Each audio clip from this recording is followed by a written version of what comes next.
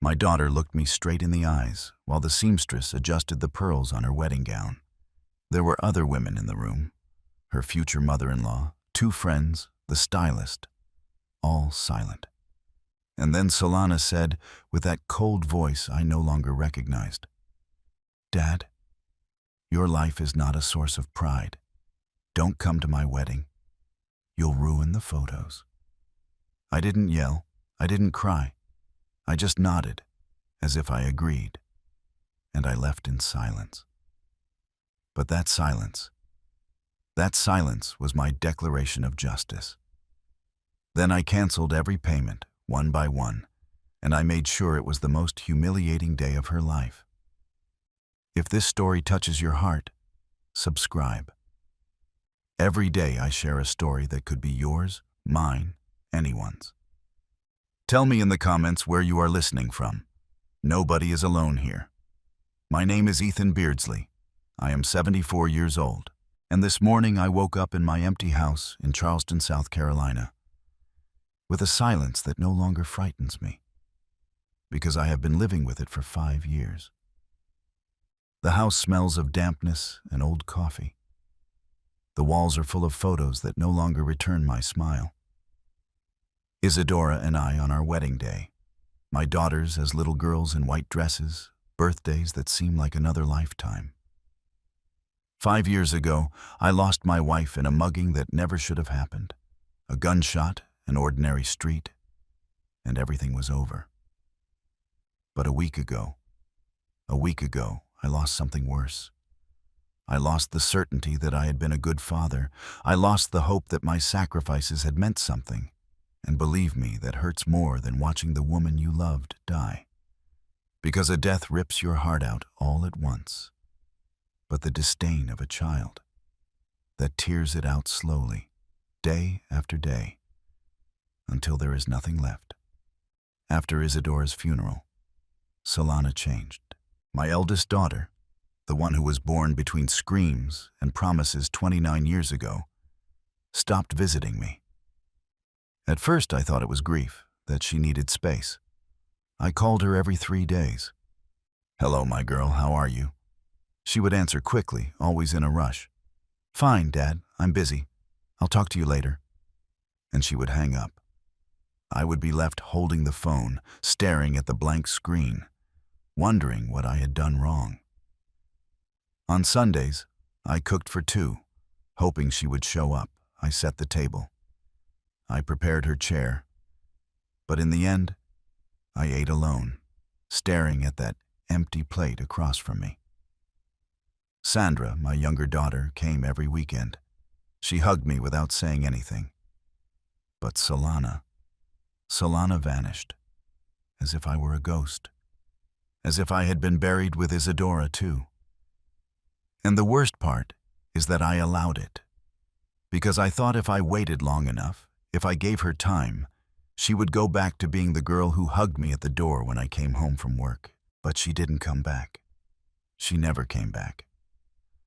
Everything changed when Solana called me 6 months ago to tell me she was getting married. It was a Tuesday night. I was watching television without really seeing anything, just letting the images pass. The phone rang. I saw her name on the screen. My hands trembled. "Hello, Dad. I have news. I'm going to marry Brandon." I cried. I couldn't help it. I cried like I hadn't cried since the day we buried Isadora. I thought, finally she's smiling again. Finally, she's including me in her life again. I told her I was happy for her, that Isadora would be proud. And then I said it without thinking. "I'll pay for everything, honey. The whole wedding, everything you need. The wedding your mother would have wanted to see." There was a silence, and then she said, "Thank you, Dad. That means a lot." She hung up quickly, too quickly, but I stayed there, with the phone against my chest, feeling something strange in my stomach, a cold stone, something that told me I had just made a mistake. but I didn't want to listen to it. I didn't want to see it. For the following months, Solana only called me when she needed money. Never to invite me out for coffee. Never to ask if I was sleeping well, if I was eating well, if I felt lonely in that house that was too big for a single man. She only called to ask for transfers. Dad, I need $3,000 for the Pinecrest Manor ballroom. It's urgent. And I would go to the bank, make the transfer. I sent her the receipt on my phone. She would reply, okay. Just that. 2 letters. No thank you, no I love you, just okay. A week later, Dad, the orchestra wants a $2,000 deposit. Can you do it today? And I would go back to the bank, take it from my savings, transfer it. Okay. And so it went. Every week. Every damn week. I kept those messages as if they were daggers, reading them at night, trying to find some affection between the lines, but there was nothing. Only numbers, only demands. And I kept paying, because I thought maybe she would love me again, that every dollar I gave her was a coin bringing me back to her heart. Sandra told me so every time she came to visit me. She would sit with me in the kitchen, we would drink tea, and she would look at me with those sad eyes that looked so much like her mother's. Dad, Solana is using you. She only calls you when she needs money. She doesn't call to see you. She doesn't ask how you are. She doesn't care. I defended her. I always defended her, even though it became harder and harder to believe my own words. She's stressed, Sandra. Organizing a wedding is hard. You'll see how after the ceremony everything goes back to how it was. You'll see how she goes back to being my girl. Sandra would look down, sigh, sometimes shake her head. Dad, she's not coming back.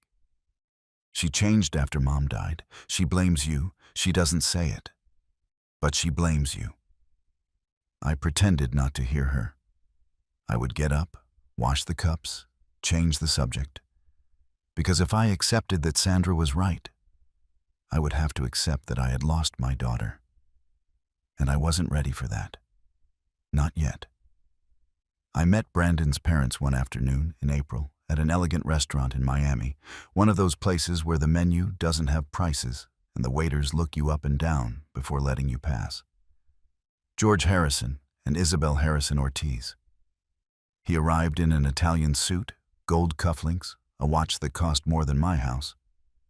She wore a genuine pearl necklace, a silk dress, expensive perfume that filled the whole table. They shook my hand, but without force, as when you touch something you don't want to stain. Isabel looked at my cotton shirt, the one I had carefully ironed that morning, and smiled with pity. How quaint. George didn't even ask my full name. He just said while cutting his sirloin, I understand you will be covering all the ceremony expenses. It wasn't a question. It was an order disguised as a comment. And like an idiot, I just nodded. Yes, sir, everything. Solana didn't defend me. She didn't even look at me. She just played with her wine glass, avoiding my gaze. And I understood something terrible in that moment. To her, I was no longer her father. I was her wallet, her ATM, her means to get what she wanted. To pay for that wedding, I had to sell a piece of my life, a plot of land that Isadora and I bought 20 years ago with our savings. It was near the ocean, in a quiet little town in Florida. We were going to build a small house for our old age, a place to spend summers watching the sunset, holding hands, remembering everything we had lived through.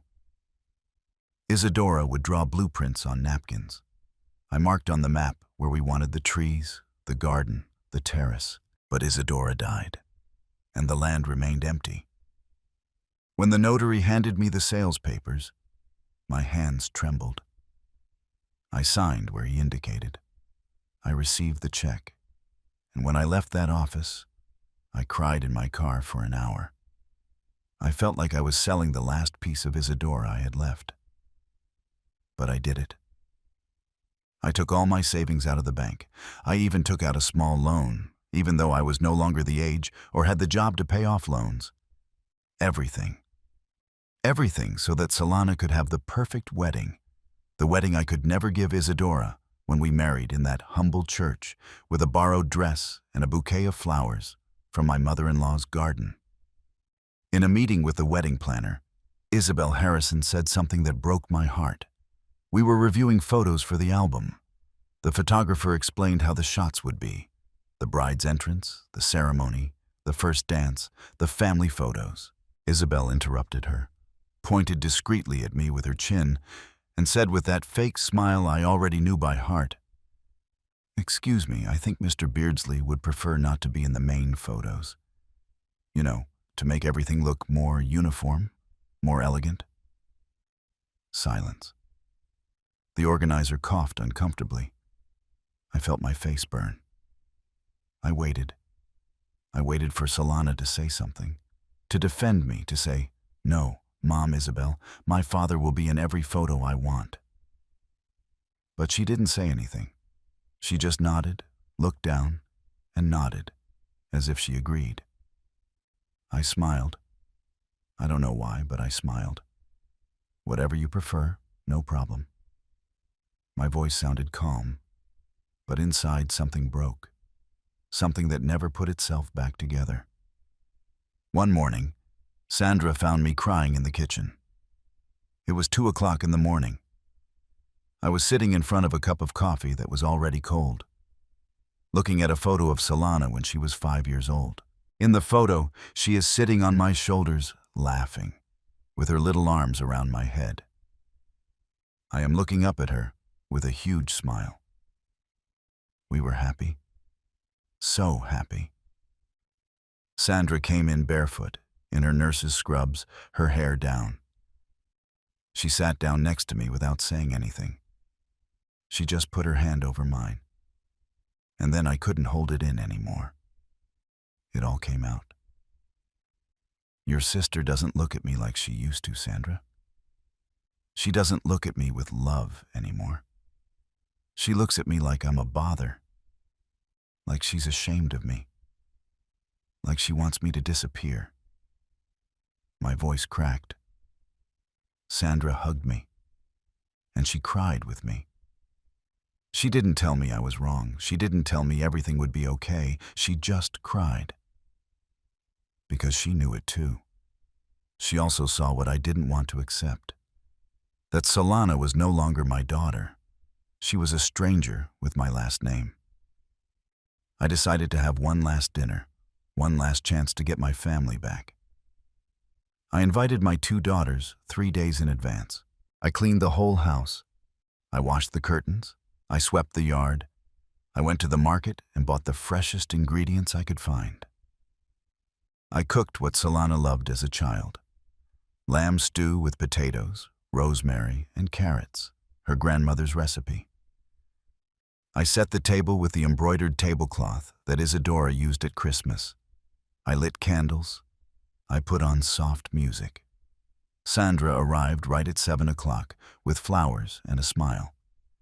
Solana arrived at 8:30, looking at her cell phone without apologizing. She sat down. She ate quickly. She didn't talk. She only answered in monosyllables when I asked something. "Do you like it?" "Yes." "How are the preparations going?" "Fine." "Are you nervous?" "No." At 9:15, she got up. "I have to go. Tomorrow I have an early meeting with the florist." She didn't even try the dessert I had made. She didn't even thank me. She didn't even kiss my cheek. She just left, and I stayed there, with the candles burning down, looking at her half-eaten plate, feeling that something terrible was about to happen. But nothing. None of that prepared me for what I heard a week later. Nothing prepared me to feel, for the first time in my life, that everything I had built, everything I had given, Everything I had sacrificed for 29 years was absolutely worthless to the daughter I loved most in this world. And when I heard those words come out of her mouth, when I heard them in front of other people, something inside me died, and something new was born. Something cold, something that was no longer afraid. I met Isadora Collins at the Charleston Farmers Market more than 40 years ago. I was 24, she was 22. It was May. It was hot. I had just finished my shift at a construction site. My hands were covered in plaster, my clothes stained with cement, my boots torn. I passed by her flower stand because I wanted to buy a bouquet for my mother's birthday. Isadora was arranging red carnations. She was wearing a white dress with yellow flowers. Her black hair was pulled back in a braid. When she saw me, she smiled. And that smile took the air out of my lungs. I asked her for the most beautiful bouquet she had. She prepared a perfect one for me, with ribbons and everything. As she wrapped it, she asked me who it was for. For my mother, I said. It's her birthday today. She smiled even more. How nice. It shows you love her very much. And I don't know where I got the courage, I told her. I'll come back tomorrow to buy another bouquet. But that one will be for you. She laughed. And I came back the next day, and the day after that, and the day after that. We fell in love in 3 weeks. We got married in 6 months, without money, without a big church, without a fancy party. Just love. And it was enough. More than enough. Solana was born one October night, when I was 30 and Isadora was 29. I remember every detail of that day. Isadora had been having contractions since the afternoon. I took her to the Charleston hospital in a taxi because we didn't have a car.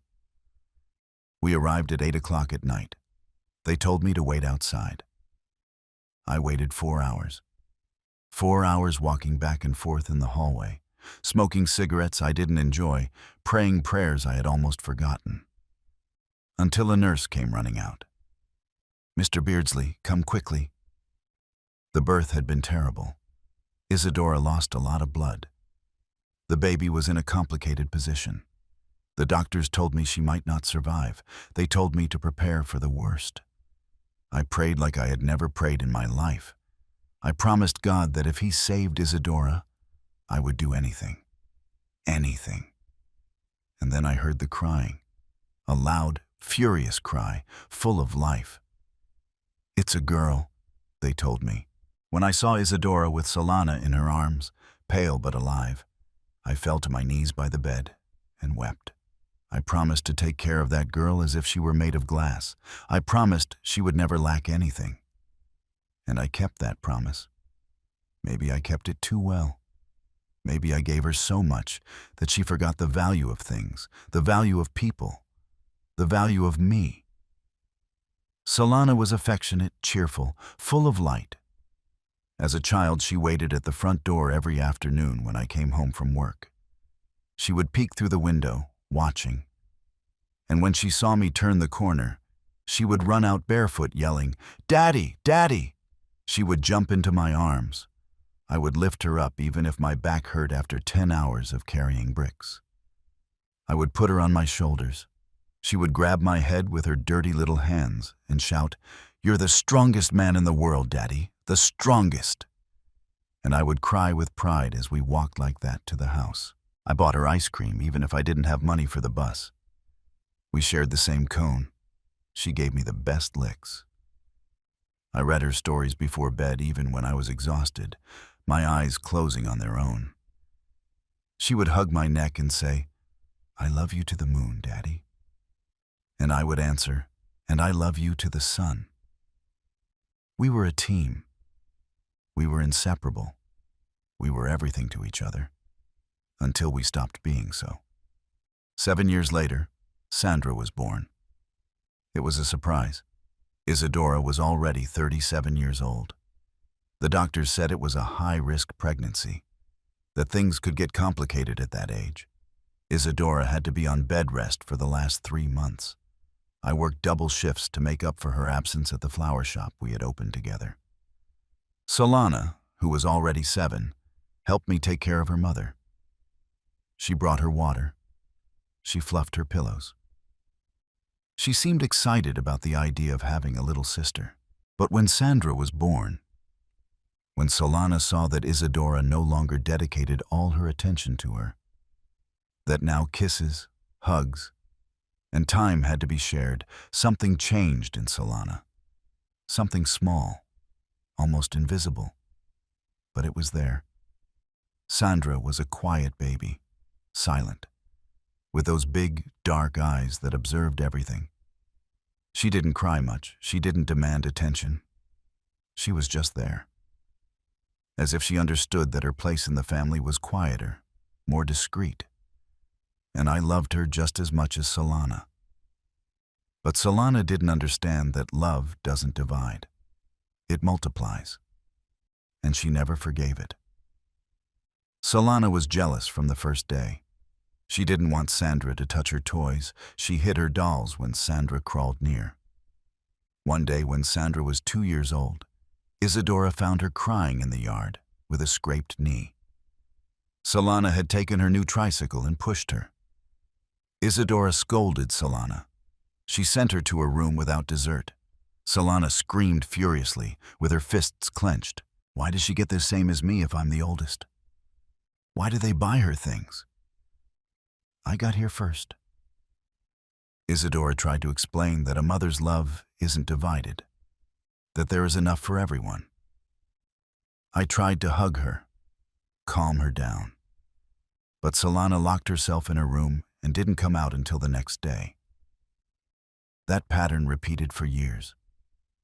Every time Sandra received something, Solana demanded more. Every time we congratulated Sandra for something, Solana found a way to overshadow her. And we, foolishly, thought it was just kids being kids, that she would grow out of it. But she didn't grow out of it. It only grew. It became bigger, more subtle, more poisonous. But there were good years, years when we were a real family. I remember Sundays at Central Park. The 4 of us would go. Isadora prepared ham and cheese sandwiches for a picnic. The girls ran among the trees. I chased them, pretending to be a monster. They screamed and laughed. Afterwards, we sat on the grass and ate, watching the pigeons. In the summer, we went to the Carolina beaches. I taught the girls to swim. Solana was brave. She threw herself into the waves. Sandra was more cautious. She held tightly to my neck. Isadora watched us from the shore with that straw hat I had given her, smiling. At night, when the girls were already asleep, Isadora and I sat in the yard. She rested her head on my shoulder. "Thank you for everything you do for us," she would tell me. And I felt that everything was worth it. Every drop of sweat, every sore muscle, every sacrifice, everything. Because I had my family, and that was the only thing I needed in this world. When Solana turned 16, we were watching a romantic movie in the living room. The 3 women of my life on the couch with me. It was one of those movies where the bride walks arm in arm with her father to the altar. The music was playing. The father was crying. Isadora was crying too, as always when she saw those scenes. And then Solana, who was sitting next to me, looked at me. She looked at me with those eyes that still held love, and said with all the tenderness in the world, "Daddy, when I get married, I want you to walk me down the aisle. No one else. Only you. Do you promise?" I couldn't speak. I had a lump in my throat. I just nodded. She hugged me. "I love you, Daddy." I told her it would be the honor of my life, that I would love her forever. Isadora watched us and cried more. Sandra, who was 9, smiled. I treasured those words. I kept them deep in my heart. I thought that moment would last forever. that pact between father and daughter was sacred, that nothing could break it. But I was wrong, because 13 years later, those same words became the most painful lie of my life. Everything changed when Solana went to college. She studied communications at the University of Miami. She got a partial scholarship. I paid the rest. The dorm, the books, the food, everything. She moved out, started hanging out with rich people, children of entrepreneurs, girls with designer clothes, guys with imported cars. She started to be ashamed of me. At first it was subtle. She stopped inviting me to university events. When I asked, she would say, "Dad, you wouldn't understand that crowd. It's very different from what you know." Once I went to visit her without calling first. I took her apple pie that Isadora had made. I found her in the cafeteria with her friends. When she saw me, her face changed. She turned pale. She quickly got up. She took me aside. "Dad, what are you doing here?" I told her I wanted to give her the apple pie. She took it from me quickly. "Thanks. Now leave. I'm busy." I watched her go back to her friends, how she pulled away from me, as if I were an embarrassment, as if I were something to hide. I went home crying. Isadora hugged me. "Give her time," she said. "She's at that age." But it wasn't the age. It was that she was realizing that her father was a poor construction worker, and that to her was no longer enough. Isadora always defended me, until the last day of her life. Every time Solana disrespected me, Isadora scolded her. "Your father breaks his back for you, Solana. He works himself to death so you don't lack anything. The least you can do is respect him, value him, love him as he loves you." Solana would apologize, cry, say she was sorry. She hugged me. "I'm sorry, Daddy. I don't know what's wrong with me. I love you very much." And I believed her. I believed her because I wanted to believe her, because I needed to believe her. But the next month, the same thing would happen again. And Isadora would once again be the bridge between us, the only bridge that kept us connected. When Isadora died, that bridge collapsed, and Solana and I were left on opposite banks of a river. We no longer had any way to cross. She didn't want to cross, and I no longer had the strength to swim. Sandra was completely different. She studied nursing at the College of Charleston. She stayed living at home. Every morning we had breakfast together before she left for classes. She made me coffee. She asked how I had slept. She helped me with the bills when I didn't understand the bank statements. On Saturdays we went to the market together. She carried the bags even though I insisted on carrying them. She made me laugh with silly jokes. She hugged me for no reason. She said, "I love you," without me having to ask. She didn't demand anything. She didn't ask for extra money. She didn't complain if I couldn't buy her something. She only gave, quietly, with that silent love that is so much like her mother's. And I knew that Sandra was my anchor, the only reason I didn't let myself sink after losing Isadora. The only one who still looked at me as if I was worth something. The only one who wasn't ashamed to have a construction worker father who smelled of sweat and cement when he came home from work. And then the day came that changed everything forever. It was a Tuesday. Isadora left the house at 9 o'clock in the morning. She was going to buy bread at Ms. Hernandez's bakery, the one on the corner. 5 blocks. Only 5 blocks. I told her I would go with her. She laughed. "Don't be dramatic. I'll be back in 10 minutes. She gave me a kiss on the cheek. "I love you," she said. They were the last words I ever heard from her mouth, because at 10:30 Sandra called me from the hospital. She was crying so hard I couldn't understand what she was saying. She just screamed, "Dad, Mom is hurt." There was a mugging. "Come quickly, please." And my world stopped. It stopped forever. That Tuesday, I was working on a construction site in downtown Charleston. We were remodeling an old house, one of those with high ceilings and tiles from the last century. It was 10:30 in the morning. It was hot. I was on the second floor, mixing cement, when my phone rang. I saw Sandra's name on the screen. Strange, I thought. She never called at that hour. I answered. Hello? And what I heard chilled my blood. Sandra was screaming. She was crying so hard I couldn't understand the words. I only caught fragments. Dad, Mom, hospital, mugging, come, I yelled at her. Sandra, calm down. What happened? But she just kept repeating, Dad, please, come quickly. Mom is hurt. She was shot. She's bleeding a lot. Please. The phone fell out of my hands. My coworkers looked at me. What's wrong, Beardsley? I didn't answer. I ran down the stairs. I didn't even take off my helmet. I ran through the streets until I reached the hospital. I ran like I had never run in my life. I ran knowing that something terrible, something irreversible, had just happened. I arrived at the Charleston Medical Center at 11:15. I went in through the emergency room.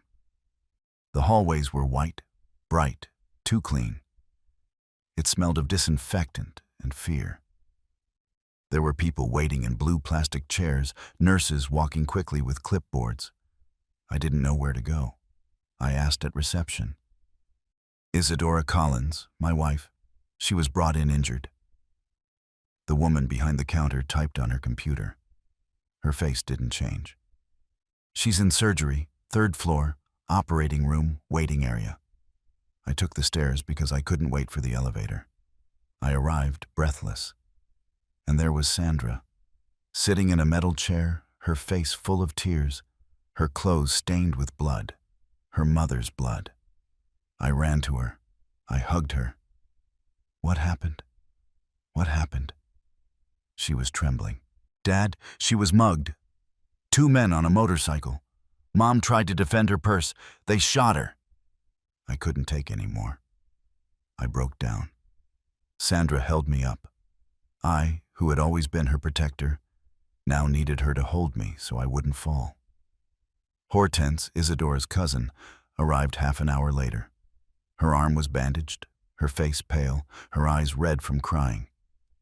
She was with Isadora when it happened. She told me everything. They had gone to the bakery together. They bought bread. They were walking back, talking, laughing about something. Suddenly, 2 men on a red motorcycle stopped next to them. One of them got off. He was wearing a helmet. He pulled Isadora's purse. She didn't let go. Hortense screamed. The man pulled harder. Isadora yelled, "No, let go!" And they struggled. The man pulled out a gun. Hortense tried to help. The man hit her arm with the gun. And then he shot. Once. In the chest. Isadora fell. The man took the purse and got back on the motorcycle. They left. Just like that. So absurd. Hortense cried as she told me, "I'm sorry, Ethan, I'm sorry. I couldn't do anything. I couldn't." I hugged her. It's not your fault. It's not your fault. But inside I thought, I should have been there. I should have gone with her. I should have protected her. Isadora was in a coma for 4 days. 4 days that felt like 4 years. The doctors said the bullet had pierced a lung. The doctors that she had lost a lot of blood, that she was critical. They operated on her twice. I didn't leave the hospital. I didn't go home. I didn't change my clothes. I slept on the hallway floor next to the door of the intensive care unit. They let me in for only 15 minutes every 2 hours. I would go in, I sat next to her bed. I held her hand. I spoke to her, even though she didn't answer. "Come back, love. Please, come back. The girls need you. I need you. Don't leave me, not now. Not like this." I told her silly things. I told her the garden was full of flowers, that I had cooked her favorite soup, that I was waiting for her at home. Lies. Lies to convince her to come back. But she didn't come back. She was just there, with those tubes in her mouth. That sound of the machines, that silence that hurt more than any scream. I called Solana on the first day. She was in Miami. "Honey, your mother is in the hospital. She's critical. You have to come." There was a silence. "Dad, I have exams this week. They're important. I can't." I didn't let her finish. "Solana, your mother is dying. Forget the damn exams." I had never yelled at her like that. She was quiet. Then she said, "I'll come tomorrow." But she arrived 2 days later. 2 days. She entered the intensive care unit. She saw her mother connected to the machines, pale, almost dead. And she didn't cry. She stood there with her arms crossed, looking at her. Then she came out and said something that broke me. She shouldn't have gone out alone. She knew the neighborhood is dangerous. She shouldn't have gone out alone. As if it were Isadora's fault. As if she had chosen to be shot. Sandra looked at her with horror. "How can you say that?" Solana didn't answer. She just sat in a chair, away from us, looking at her cell phone. Isadora died at dawn on the 4th day. It was Thursday at 5 o'clock and 20 minutes in the morning. I was sitting next to her bed, holding her hand. Sandra was sleeping in a chair on the other side. Solana wasn't there. She had gone to the hotel to rest. I was talking to Isadora in a low voice. "Today is Thursday, love. Your favorite day. Remember, you always made homemade bread on Thursdays. The house smelled so good." And then I felt her hand. I felt it getting cold. How it lost weight. How it became nothing. I looked at the monitor. The green line went flat. The sound changed. A long, continuous, eternal beep. I screamed. I don't know what I screamed. I just know that Sandra woke up. That the nurses rushed in. That someone pulled me away from the bed.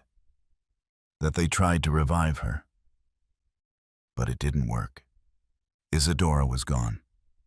And I was left there, on my knees on the floor, holding my head in my hands, feeling that the world had ended. Sandra hugged me. She cried on my shoulder. Solana arrived 20 minutes later. She was in the bathroom, talking on the phone with someone. I heard her laugh. Laughing while her mother had just died. The funeral was 3 days later. In St. Michael's Church, the same one where Isadora and I had married 43 years ago, there were flowers everywhere. Red carnations, like the ones she sold when I met her. Sandra and I had written a letter. A farewell. We were going to read it together. But when the time came, Solana said no. "I can't. I'm not going to cry in front of all these people." I pleaded with her. "Please, honey, it's for your mother." She shook her head. "You read it, not me." Sandra looked at her with disappointment. We read it alone, with broken voices, with broken hearts. After the funeral, people approached to give us their condolences. They hugged Sandra. They hugged me. They tried to hug Solana, but she pulled away. She kept her distance next to a pillar, looking at her cell phone, as if she wasn't there, as if none of it mattered to her. I thought, she's in shock. It's her way of dealing with the pain. It will pass. She'll be my girl again, but I was wrong. She never came back. A week after the burial, Solana came home to pick up some of Isadora's things. Clothes, jewelry, photos. I was in the kitchen, making coffee I wasn't going to drink. She came in. She stood at the door. And then she said it. She said it with that cold voice, without looking me in the eyes. "If you had gone with her that day, Dad, none of this would have happened. She would be alive. But you were always at that damn construction site. Always working. Never with us." I froze. The cup of coffee almost fell. Coffee. Solana, But I couldn't finish. She continued. Mom died alone, defending a $10 purse. Alone, because you weren't there. She turned around and left. I stood there, trembling, feeling like I had just been punched in the stomach. Sandra came in afterwards. She had heard everything. She hugged me. Dad, it's not your fault. Don't listen to her. She's hurting. She doesn't know what she's saying. But I knew. I knew that Solana blamed me. And the worst part is that I started to blame myself too. Solana went back to Miami the next day, and she stopped answering my calls. I called her every 2 days. Sometimes she answered, Hello? Hello, honey. How are you? Fine. Do you need anything? No. Can I come see you? No, Dad. I need space. Space? Yes, I can't see you without remembering that Mom is gone, without thinking about everything that could have been avoided. I need time. And she would hang up. Every time she hung up, I felt like something else inside me died. That every I can't see you was a door closing. A door that would never open again. Sandra tried to defend me. She sent messages to Solana. Stop blaming Dad. It's not fair. He's devastated too. Solana replied, You don't understand. You didn't see him work his whole life and forget about Mom.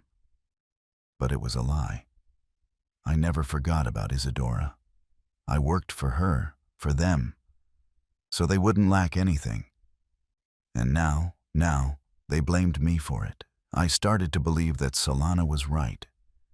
Maybe I should have gone with Isadora that day. Maybe if I had been there, I could have defended her, confronted those men, taken the shot instead of her. I started eating less. I slept less. I spent the nights awake, going over that day again and again in my mind, changing the ending, imagining myself there, with Isadora, protecting her. One night, Sandra found me sitting on the bathroom floor, crying. It was 4 o'clock in the morning. Dad, what are you doing? I told her something I should never have said, something I am ashamed of even today. I killed your mother, Sandra. I killed her for not being there. Solana is right. It's all my fault. Sandra knelt down in front of me. She took my face in her hands. Listen to me, Dad. You didn't kill anyone. Those damn murderers killed her. Not you, do you hear me? Not you. But I didn't believe her. I didn't believe anything anymore. I only knew that I had lost Isadora, and that I was losing Solana, and that everything was my fault. Months passed, then years. 3 whole years without Solana visiting me. Without her calling to ask how I was, I only received short messages on Christmas. Happy holidays, Dad. And on my birthday. Happy birthday. Nothing else. I kept sending her money when she asked. Dad, I need money for the rent. I transferred it. Dad, tuition went up. I transferred it. Every time I transferred, I waited for a call, a thank you, and I miss you. But nothing. Just silence. And I learned to live with that silence. I learned to accept that Solana was no longer my daughter. She was a stranger with my blood. Until one day, I received a call. It was Solana. After months of not talking to me, her voice sounded different, excited. Dad, I have news. And in that moment, I felt a spark of hope. I thought, maybe this will bring us back together. Maybe this will fix what was broken. But I was wrong. Because what was coming, was worse than everything before.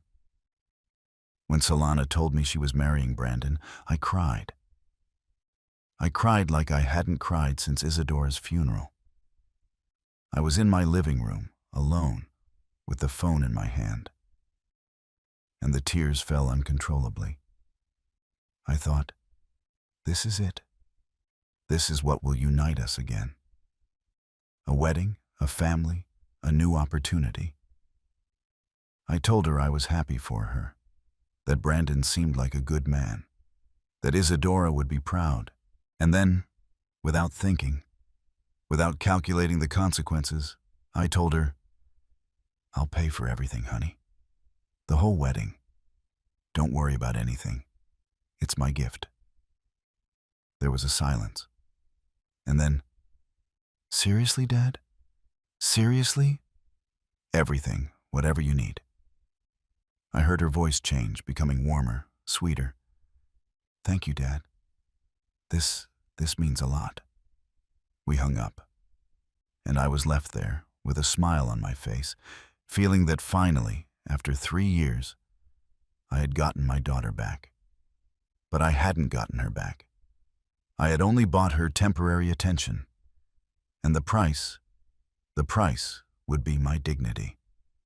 The first meeting with the wedding planner was in Miami, in an elegant office with white furniture and abstract paintings.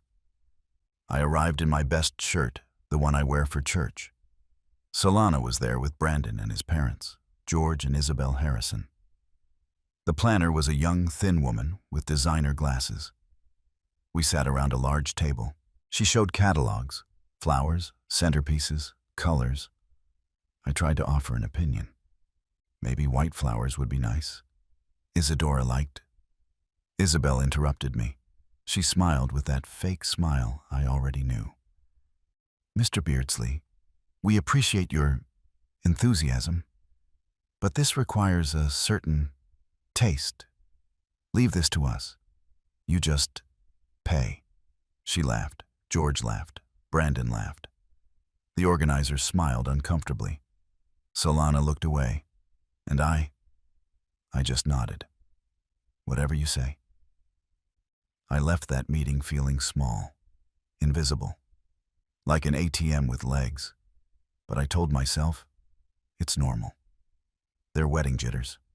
It will pass. Solana called me 2 weeks later. Dad, I'm going to try on dresses on Saturday.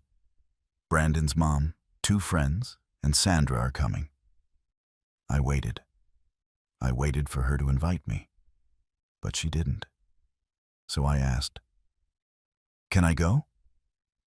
There was a long silence. Dad, it's a girl thing, you know. I don't think you'd be interested in looking at fabrics and things. My heart sank.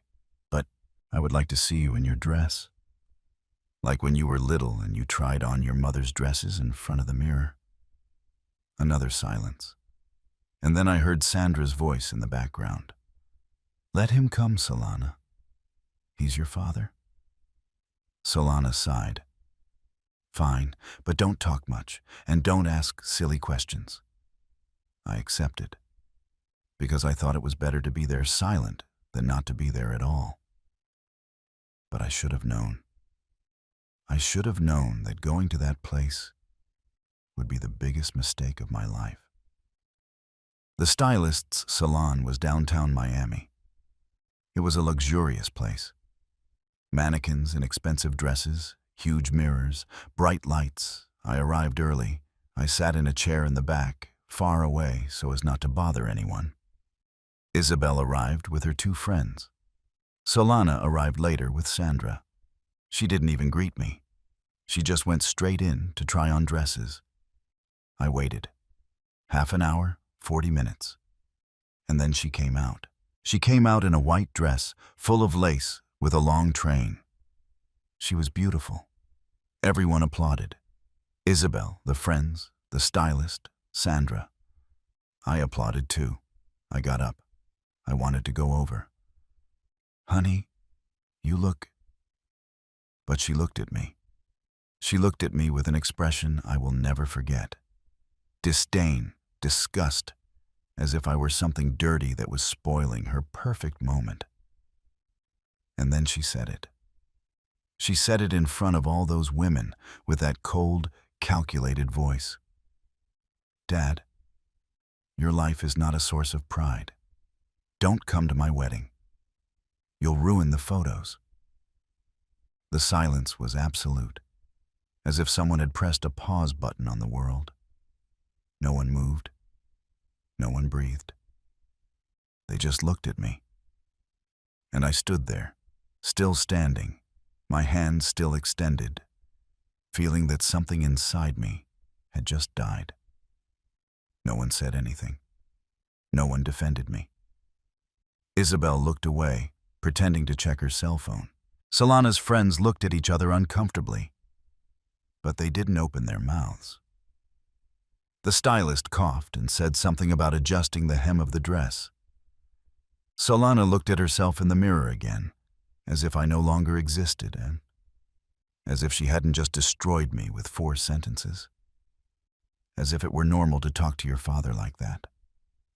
And then I saw Sandra. She was pale. Her eyes were full of tears. She looked at me. She shook her head. And she ran out of the room. I heard her steps on the stairs. I heard the street door close forcefully. And I stayed there, still standing, still looking at my daughter, waiting for her to say it was a joke, to apologize, to hug me. But she didn't. She just turned her back on me and continued looking at herself in the mirror, as if I were invisible. I didn't yell. I didn't cry. I didn't make a scene. I just turned around. I took my hat from the coat rack and I left. I walked down the stairs slowly. I went out onto the street. The sun hit my face. People were passing quickly. Cars, noise, normal life. But I wasn't in that life. I was in another dimension. One where my daughter had just told me that my life was worthless. I walked. I don't know for how long. 4 blocks, 5, 10, until I reached a park. I sat on a bench, and I stayed there, watching people pass, wondering how I had gotten to this point. How the girl who waited for me at the door with open arms had turned into this woman who saw me as trash. I don't remember how I got home. I don't remember taking the bus. I don't remember opening the door. I just remember sitting in my kitchen, in the dark, without the strength to turn on the light. Sandra arrived an hour later. She opened the door with her key. She found me sitting at the kitchen table with a photo of Isadora in my hands. The photo from our wedding. Isadora smiling in her simple dress. Me in my borrowed suit. Happy. So happy.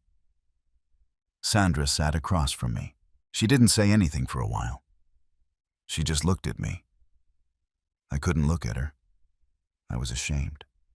Ashamed that she had seen me like that. Humiliated. Destroyed. Finally, she asked, "What are you going to do, Dad?" Her voice was soft, sad. I shook my head. "I don't know, honey. I don't know." My hands were trembling. Maybe she's right. Maybe my life is worthless. Maybe I should just stay home, not ruin her day. Sandra hit the table. Hard. It startled me. "No, Dad. No. Don't say that. Your life is worth something. It's worth more than everything she is building with your money. Don't you see? She's using you, and you keep giving her everything." I looked up. "But she's my daughter, Sandra," she cried. "She's not your daughter anymore, Dad. I don't know what she is, but she's not your daughter." That night, I couldn't sleep. I stayed awake staring at the ceiling, going over every moment of that afternoon. Solana's words repeated over and over in my head. Your life is worthless. Life is... How could she think that?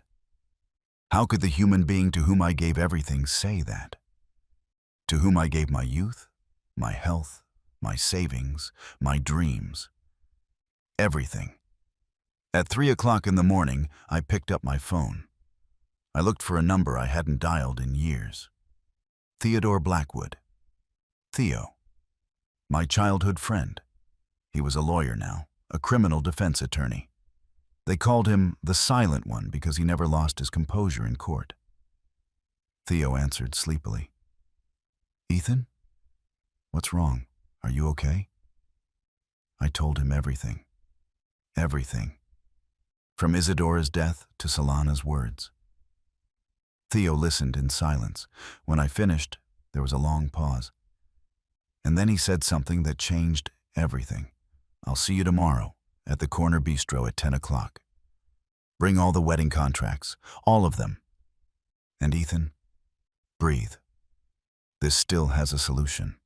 If you are listening to my story and someone has ever made you feel worthless, that you were invisible, that your effort didn't matter, leave me a comment telling me where you are listening from. Subscribe to this channel, because sometimes we need to know that we are not alone, that there are others who went through the same thing, and that yes, this story has an ending, and I promise you, it is worth staying until the last minute. That same night, my brother Benjamin called, my older brother. 76 years old, retired military, always serious, always correct. Ethan, Sandra just called me. She told me what happened. His voice sounded hard, angry. That girl needs a lesson, brother. Enough is enough. You've been letting her walk all over you for 3 years. 3 years of feeling guilty for something you didn't do. Isadora wouldn't want to see you like this. Destroyed. Humiliated. I didn't know how to respond. Benjamin continued. I'm coming with you to see Theo tomorrow. You're not going alone. Half an hour later, my sister Audrey also called. The youngest. 68 years old. Music conservatory professor. She had always been the sweetest. Ethan, my love, you have to defend yourself. You have to make Solana see that what she did is wrong, that she can't treat you like that. Count on me for whatever you need. I hung up, and for the first time in 3 years, I felt like I wasn't alone. The next day, I arrived at the corner bistro right at 10 o'clock.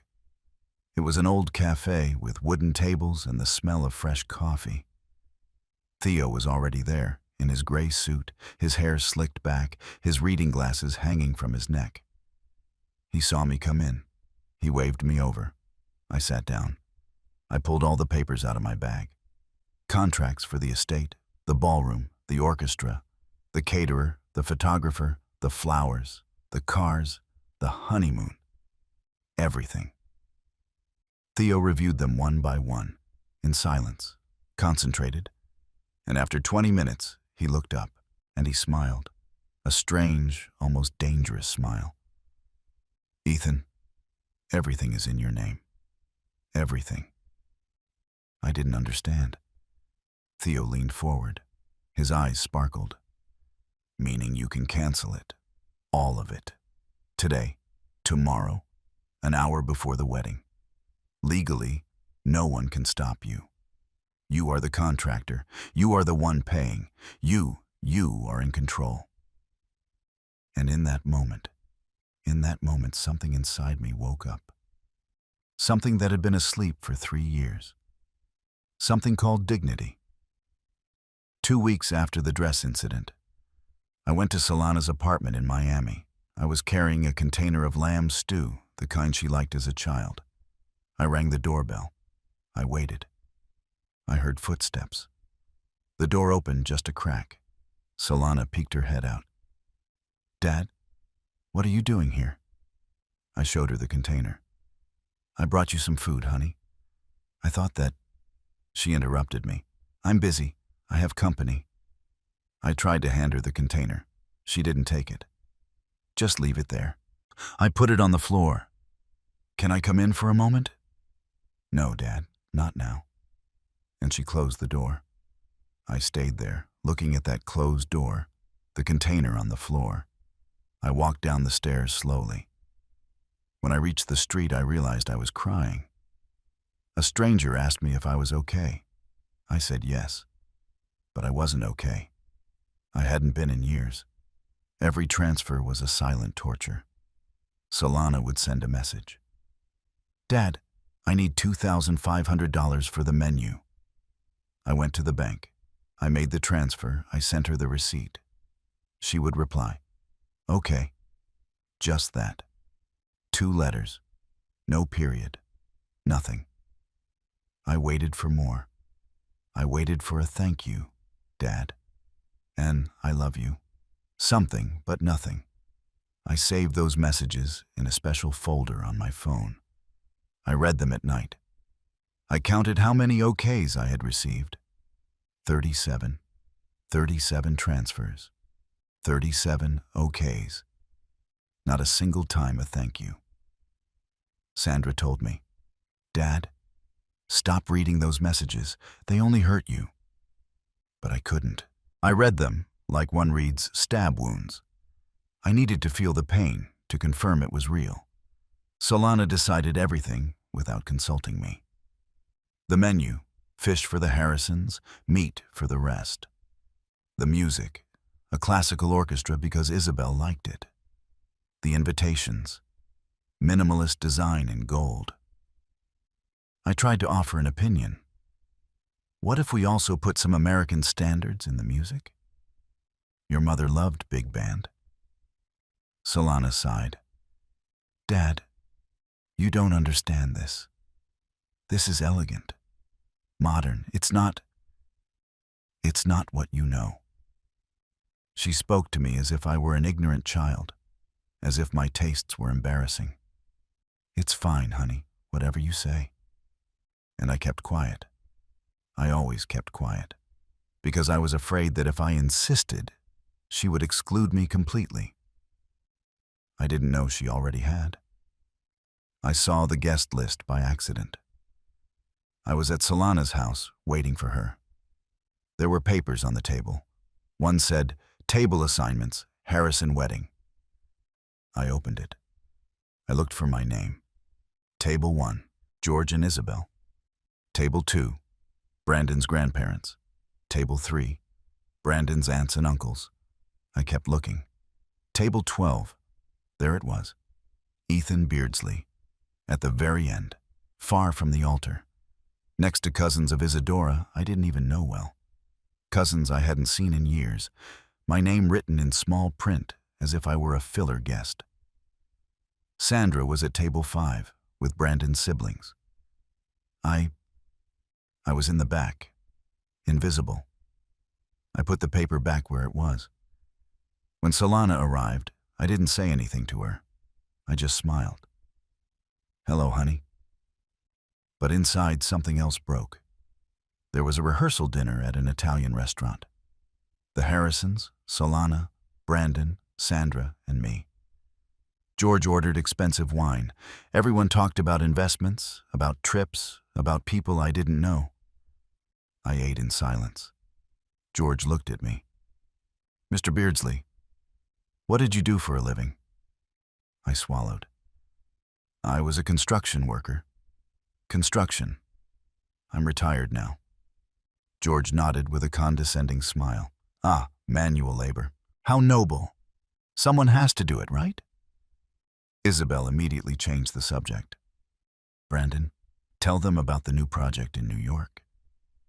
As if my job was something to quickly escape from. Solana didn't defend me. She looked at her plate. Brandon kept talking. Sandra took my hand under the table. I squeezed it tight. It was the only thing keeping me there.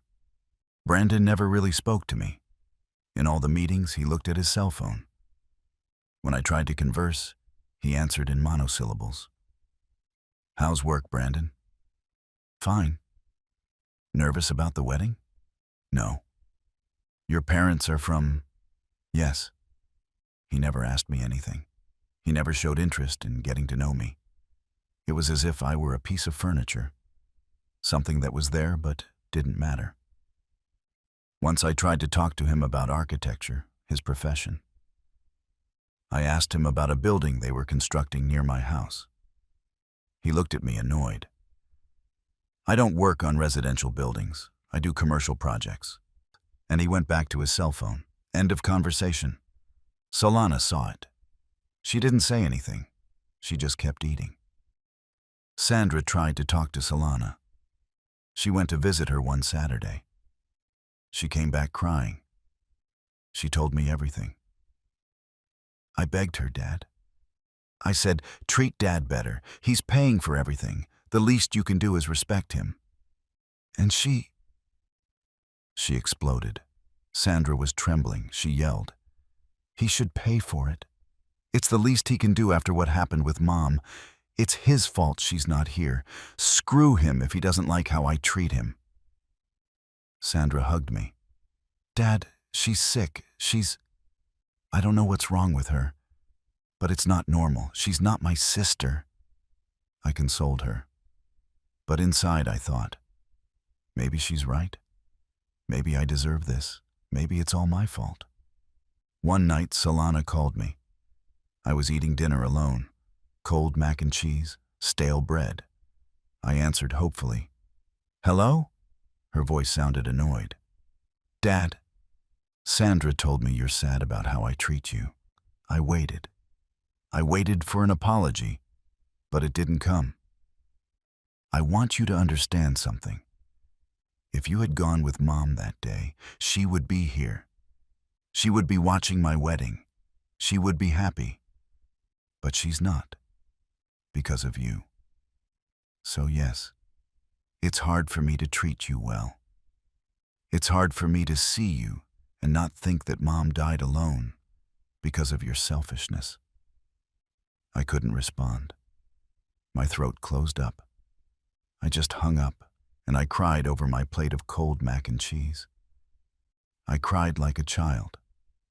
I cried because my own daughter hated me. And the worst part is that I was starting to hate myself too.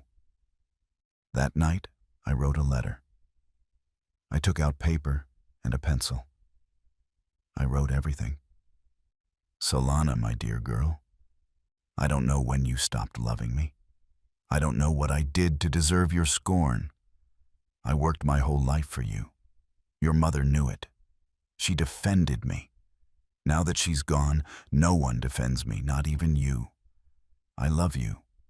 I have always loved you, but I don't know how to show it to you anymore. I don't know what you want from me anymore. I only know that you hurt me. You hurt me every day. Your dad. I read it, reread it, folded it. I put it in the drawer of my nightstand.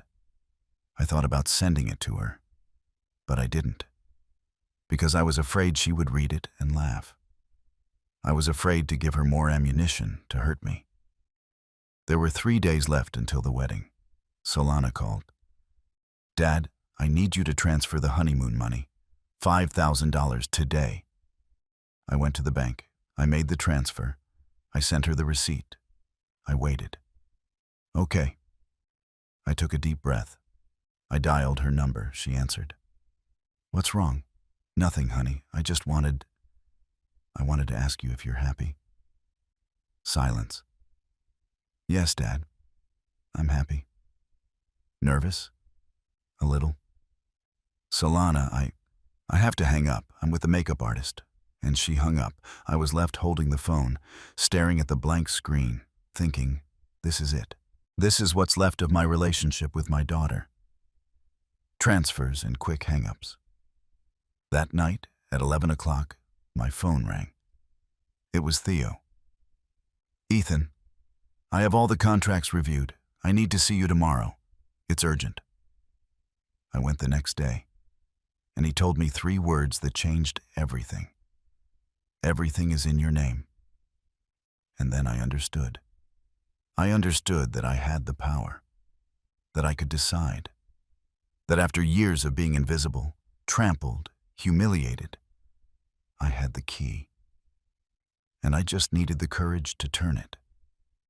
We sat at the corner bistro. Theo spread the contracts out on the wooden table, one by one. He ordered black coffee. I couldn't drink anything. My stomach was clenched. Theo checked each paper with his lawyer's magnifying glass. He read them in silence. I watched his eyes move. Finally, he looked up, and he smiled. It wasn't a happy smile. It was the smile of someone who has just found gold. Ethan, Everything, absolutely everything, is registered in your name. I didn't understand at first. What does that mean? Theo leaned in. It means that legally, you are the only responsible party. The only contractor. The only one who can cancel. Theo pointed to each contract. Pinecrest Manor. You signed. Royal Convent Ballroom. You signed. Andalusia Antique Orchestra. You. Spectral Studio Miami for photography. You. Charleston Culinary House for the caterer. You. Flowers, cars, decorations, honeymoon, everything. You. I looked at the papers in disbelief. But I thought Solana had signed too. Theo shook his head. No, she didn't sign anything. You paid. You contracted. She just received. I leaned back in the chair. I felt dizzy, as if the floor was moving. And what does that imply? Theo smiled more. That you have all the control, my friend. You can cancel everything. Today. Tomorrow. An hour before the wedding. Legally, no one can stop you. You are the one paying. You are the one deciding. The vendors have contracts with you. Not with Solana. Not with the Harrisons. With you. I felt something strange in my chest. Something I hadn't felt in years. Power, control, dignity. And if I do it, can they sue me? Theo shook his head. No. Every contract has cancellation clauses. You would lose some deposits, but nothing more. And believe me, Ethan, some vendors will even return money if you cancel in time. My hands were trembling. Are you sure? Completely. But then the doubt came. The cursed doubt that always paralyzed me. Theo, I know, but I'm her father. How am I going to ruin her wedding? It's the most important day of her life. Theo stopped smiling. He looked at me seriously. And what about her? How could she tell you that your life was worthless? How could she humiliate you in front of other people? How could she treat you like trash for 3 years? I remained silent. Theo continued. Ethan, this is not revenge. This is justice. This is recovering your dignity. She needs to learn that actions have consequences, that she can't treat people like that, much less her father. His words hit deep, but I still hesitated. The cafe door opened. My brother Benjamin entered, tall, upright, with that military bearing he never lost. He sat down with us. I heard everything from the door. Theo nodded. Benjamin looked at me intently. Ethan, that girl is walking all over you. You've been letting her for 3 years. 3 years of feeling guilty for something you didn't do. Isadora would be furious if she saw this. Furious. I trembled, because I knew he was right. Isadora always defended you. Now that she's gone, you have to defend yourself. You have to stand firm and say, enough. Benjamin squeezed my shoulder. Do it, brother. For you, for Isadora, for your dignity. Theo's phone rang. It was Audrey. He put it on speakerphone. Is Ethan there? Yes, sister. My voice came out weak. Brother, listen to me carefully. You can't keep allowing this. Mom and Dad taught us dignity. They taught us that you respect yourself first. If you don't respect yourself, no one will.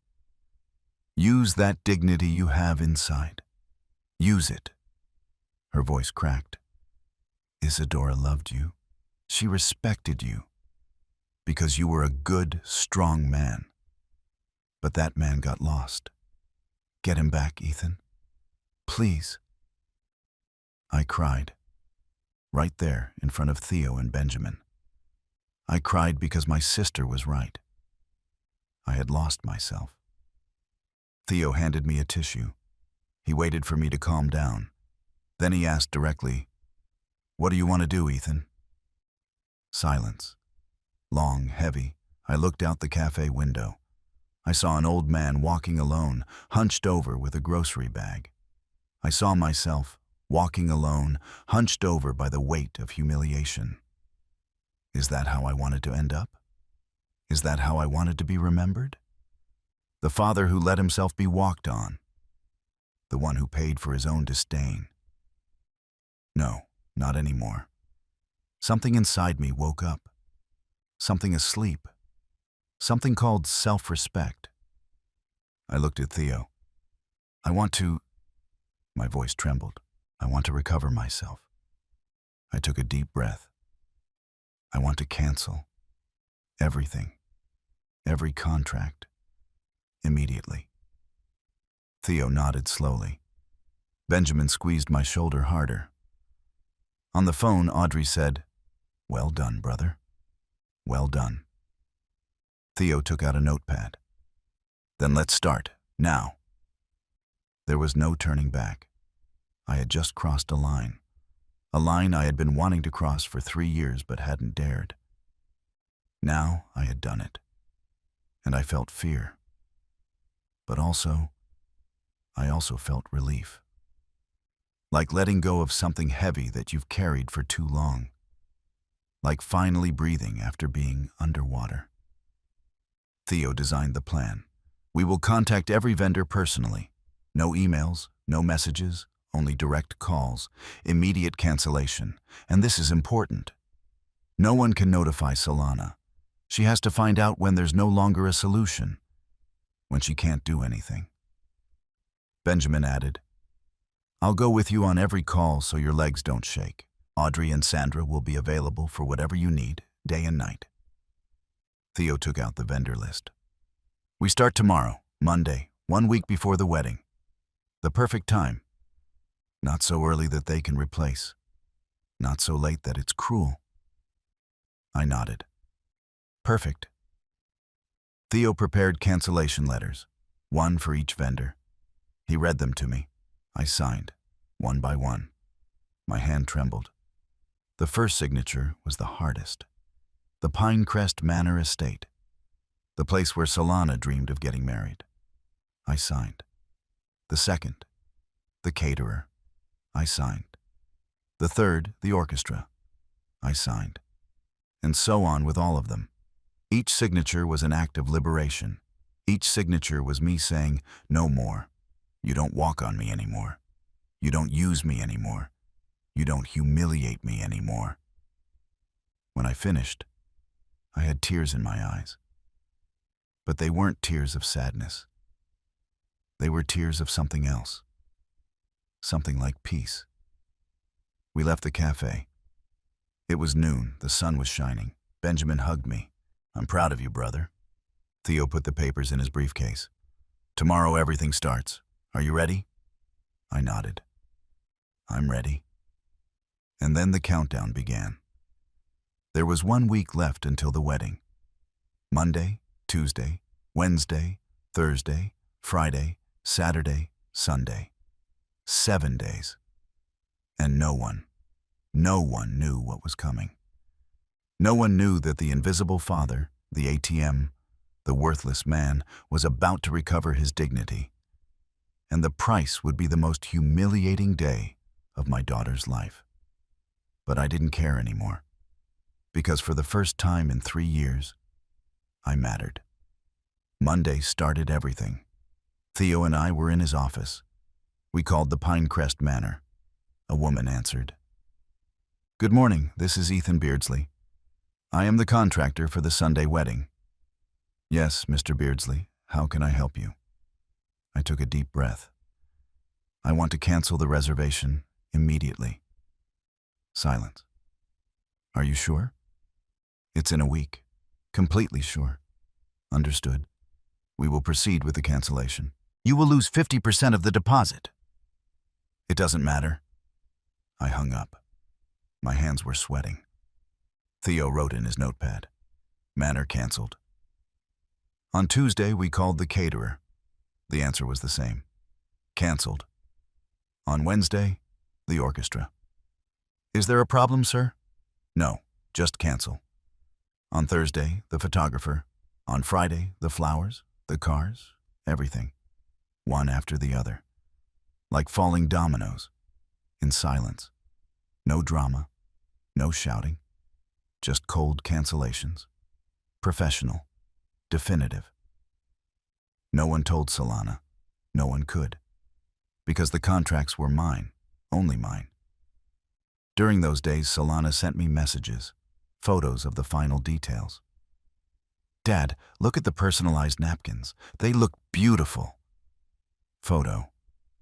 Dad, I chose white flowers for the altar. Do you remember Mom liked them? Another photo. She was excited, truly excited. I saw those messages and felt something strange in my chest. Guilt, but also relief. Guilt because she was my daughter, because a part of me still loved her. But relief because I was finally doing something. I was standing firm. I didn't respond to her messages. I read them. I saved them. But I didn't respond. Sandra asked me, "Aren't you going to answer her?" I shook my head. I can't. If I do, I'll regret it. And there's no turning back now. She understood. She hugged me. I'm with you, Dad. Until the end. On Thursday night, Sandra found me in the yard. I was sitting in the chair where Isadora used to sit to have tea. I was looking at the stars. Sandra sat down next to me. Dad, are you okay? You look different. I looked at her, and for the first time in months, I smiled. A genuine smile. I'm fine, honey. For the first time in a long time. I'm fine. She studied my face. You don't regret it? I thought about it. I really thought about it. No. I regret allowing so much, letting myself be walked on for so long. But this I don't. Sandra smiled too. Mom would be proud, and I knew she was right. Isadora would have applauded. Isadora would have said, "It's about time, you silly old man." And I would have laughed. And she would have too. That night I slept better than I had in 3 years. No nightmares, no guilt, just peace. In the Harrison family group chat, everything seemed normal. I wasn't in that group, but Sandra was. She showed me the messages. On Friday, Isabel shared photos. The ballroom looks gorgeous. We'll go check everything tomorrow. Photos of the convent decorated with white and gold fabrics. But that ballroom was no longer theirs. It was already canceled. George wrote, "The menu is going to be spectacular. Lobster and sirloin, as it should be." He joked. He laughed with emojis. But that menu would never arrive. Brandon confirmed. "We'll be there at 10 o'clock in the morning for the photos. Everyone be on time." But there would be no photographer. Sandra watched me read those messages. Do you feel bad? I told her the truth. No, they treated me like trash. Now they're going to understand what it feels like. She didn't say anything. She just nodded. Because she had also seen how they humiliated me. And she also understood that this was no longer revenge. It was justice. Saturday. One day before the wedding, 10 o'clock in the morning, Solana called the estate to confirm the arrival time. I was at home. Theo had called me. She's going to find out today. Get ready. I waited. I knew that at any moment my phone would ring, and it rang. But I didn't answer. I let it ring. 1 call, 2, 3. Sandra was with me. It's her. I nodded. I know. Then a voicemail arrived. I put it on speakerphone. Solana's voice sounded confused. Dad, the estate says our reservation was canceled 4 days ago. But that's impossible. It must be a mistake. You can call. Maybe they'll listen to you. A mistake. She thought it was a mistake. She still didn't understand. She still didn't know that her father, the invisible man, the one who was worthless, had just destroyed her perfect world. 15 minutes later, another voicemail. This time she was screaming. "Dad, the caterer also says they're canceled. And the orchestra, and the photographer. Everything is canceled. What's going on?" Panic in her voice. Real fear. I listened to those messages without expression. Sandra looked at me with moist eyes. "Dad, it's okay, honey. It has to happen." Another message. "Dad, answer the phone, please. I don't understand anything. Everything is falling apart. Help me. Help me." The same daughter who told me my life was worthless was now asking me for help. The irony was painful. But I wasn't going to answer. Not yet. She had to feel the desperation. She had to feel what I felt when she slammed the door in my face, when she humiliated me in front of strangers, when she treated me as if I were nothing. The calls didn't stop. 20 missed calls, 30. The voicemails piled up. In each one, her voice sounded more desperate. "Dad, please, I need you to answer me. I need to know what happened. The vendors say you were the one who canceled. But that can't be. You wouldn't do that. Right? Dad, please, help me." Her voice cracked. She cried. She screamed. She begged. And I just sat there in my kitchen listening to my daughter fall apart. And I didn't feel pleasure. It wasn't satisfaction I felt. It was something more complex. It was sadness for what could have been and wasn't. It was pain for the relationship that died years ago. It was acceptance that sometimes, to save yourself, you have to let go. Even if what you let go of is your own daughter.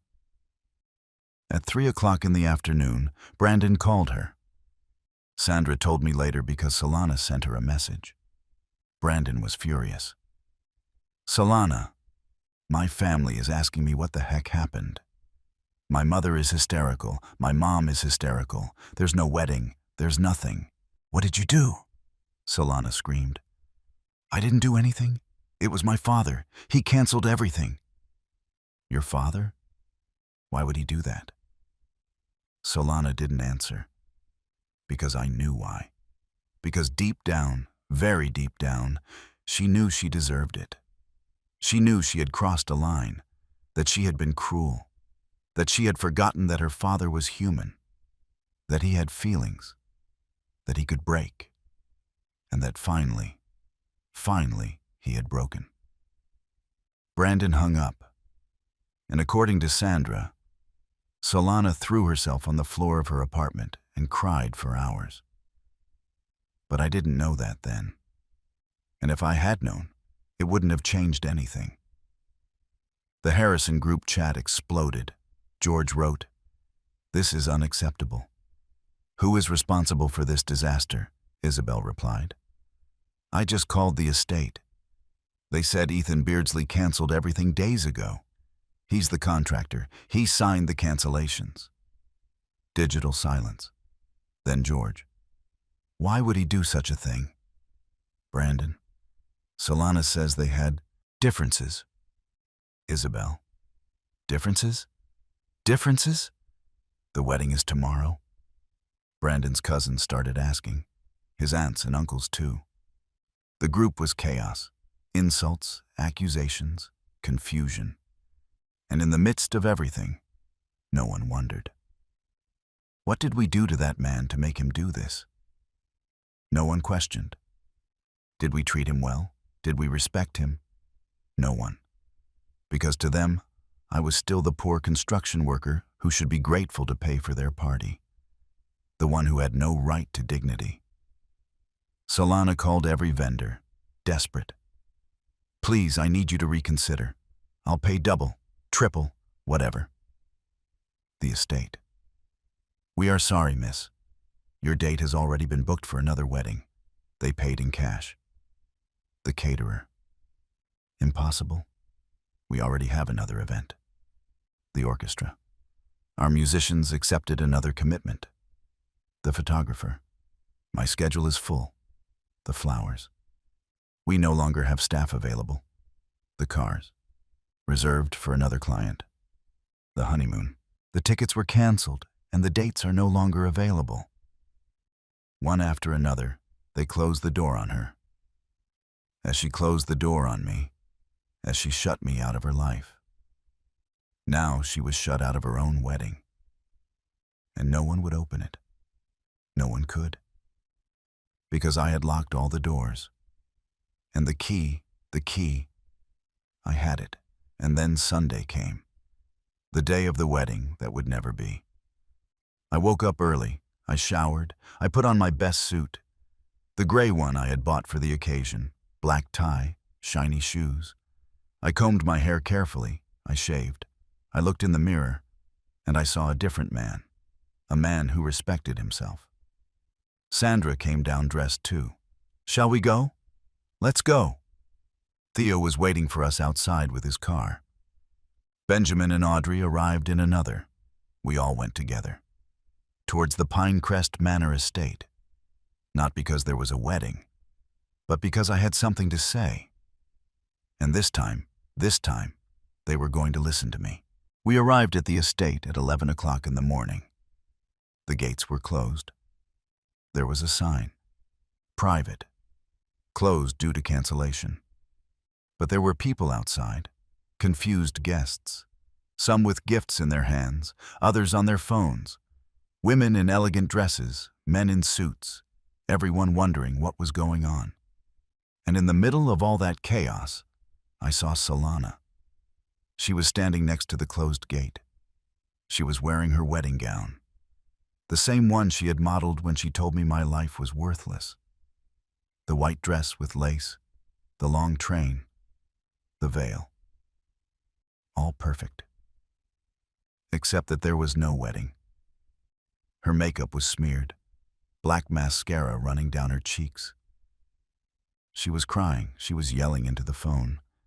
Brandon was next to her, arguing with George. Isabel was crying in the arms of a cousin. And I got out of the car, and I walked towards them, slowly, with all the dignity they had taken from me for 3 years, and that I was now recovering step by step. Sandra walked on my right side, Theo on my left. Behind came Benjamin and Audrey. We walked like a procession, serious, silent, powerful. The guests started to see us. They stepped aside. Murmurs began. "It's the bride's father. That's Ethan Beardsley. He paid for everything. What is he doing here? Why did he come?" I didn't look at them. I only looked ahead, towards Solana. She still hadn't seen me. She was facing away, talking to someone on the phone. But Brandon saw me. He froze. He elbowed Solana. She turned around and saw me. Her eyes went wide. Her mouth dropped open. The phone almost fell from her hand, and in that moment, in her eyes, I saw something I had never seen before. Fear. Fear of me, of what I had done, of what I was about to do. And that gave me the strength to keep going. The murmurs grew louder. People were starting to understand. He canceled everything. I heard they had problems. The daughter treated him badly. They say she humiliated him. The gossip spread, fast, like wildfire. George and Isabel also saw me. They approached quickly. They wanted to intercept me before I reached Solana. But Theo stepped in. "Sirs, I suggest you take a step back." George ignored him. "Who the hell are you?" "Theodore Blackwood, attorney for Mr. Beardsley, and I warn you that any verbal or physical aggression will be documented." George stopped. Benjamin stepped forward, tall, imposing, with that military air. "Listen to the lawyer." George backed away. I kept walking, straight towards Solana. She didn't move. She just watched me approach, like a deer looking at car headlights. Paralyzed, terrified, not knowing what to do, when I was standing in front of her, I stopped. We looked at each other. Father and daughter. 3 years of silence, 3 years of pain, 3 years of humiliation, all condensed into that moment. Solana opened her mouth and screamed, "Dad, what did you do?" Her voice was high-pitched, desperate, broken. Tears ran down her face. The makeup formed black lines. She looked like a portrait of suffering. "What did you do?" she screamed again. I didn't answer immediately. I just looked at her, really looked at her, as if seeing her for the first time, and I realized something terrible. I no longer recognized my daughter. The girl who waited at the door, the one who hugged my neck, the one who told me, "I love you," to the sun. That girl was dead. And in her place was a woman I didn't know. A stranger, cruel, selfish, empty. And I felt sadness, profound sadness, for what could have been and never was. George pushed his way through the crowd, his face red with anger. "You? You ruined our son's wedding? Do you have any idea of the shame you caused us? The ridicule!" Isabel followed him, more contained, but just as furious. "This is unforgivable. A lack of respect, a disgrace." Theo intervened again. "Be careful what you say." Everything was legal. Mr. Beardsley is the sole contractor. He had every right to cancel. And if you continue with threats or defamation, we will proceed legally. His voice was cold, professional, terrifying in its calmness. George opened his mouth to reply, but Benjamin cut him off. "How did you treat my brother? With respect? With dignity? No. You treated him like trash, like an ATM, and now you cry because that ATM closed." Isabel paled. George backed down, because they knew it was true. Brandon approached, nervous, his hands trembling. "Mr. Beardsley, please, we can resolve this. Talk, fix it." But I interrupted him. I looked him straight in the eyes and asked, "Where were you when your fiancé was humiliating me? When your mother suggested I shouldn't be in the photos? When your father mocked my job?" Brandon looked down. "Gosh, I didn't..." "Where were you? I'll tell you. Silent, looking at your cell phone, like now, like always." Brandon didn't answer. He couldn't, because he knew it was true. He had been a silent accomplice, and silence is sometimes worse than words, because it means you saw the wrong, and you did nothing, and that makes you just as guilty. Solana fell to her knees, dramatic. The white dress was stained with dust from the ground, her hands together as if in prayer. "Dad, please, please, let's fix this. We can postpone, find other vendors, whatever, please, I beg you." Her voice sounded desperate, but there was something missing, something important. There was no sincerity, no real repentance, only panic. Panic of losing her perfect day, panic of being ridiculed, panic of people talking. But there was no pain for having hurt me, no sadness for the broken relationship, only selfish fear. And I knew it. I felt it. "I'm sorry, Dad. I'm so sorry." But her words sounded hollow, empty, like coins falling into a bottomless well, and I had nothing more to give. I took a deep breath. People surrounded us, all silent, waiting. It was my moment to speak, to say what I had kept inside for 3 years. I looked at Solana and spoke. My voice sounded clear, firm, without trembling. "You said my life was worthless, that I shouldn't come to your wedding because I would ruin the photos." Solana shook her head. "Dad, I didn't..." "Yes, you did. In front of your future mother-in-law, in front of your friends, in front of your sister, and in front of me." Pause. "So I listened to you. I took my life out of your wedding. my life, my money, my effort, my sacrifice. Everything that, according to you, was worthless. The silence was absolute. Not even the wind dared to blow. And now there is no wedding. Because it turns out that my life was the only thing holding all of this up. No one spoke. No one moved. Solana looked at me with wide eyes, the tears frozen on her face. Isabel had her hand over her mouth. George looked at the ground. Brandon looked like he wanted to disappear. The guests watched in shock. Some nodded. Others cried. One of Isadora's elderly cousins approached. He put his hand on my shoulder. "Well done, Ethan. Well done."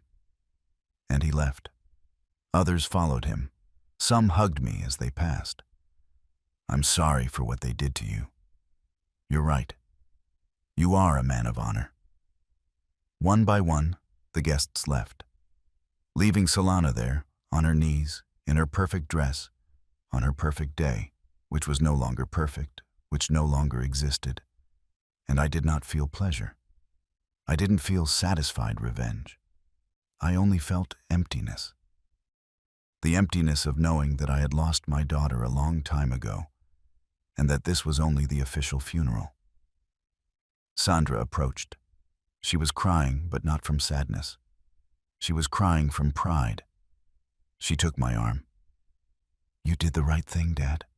Her voice trembled. "You did what Mom would have wanted you to do." Benjamin and Audrey also approached. They surrounded me. My true family. The one that never abandoned me. The one that always believed in me. Benjamin hugged me tight. "I'm proud, brother."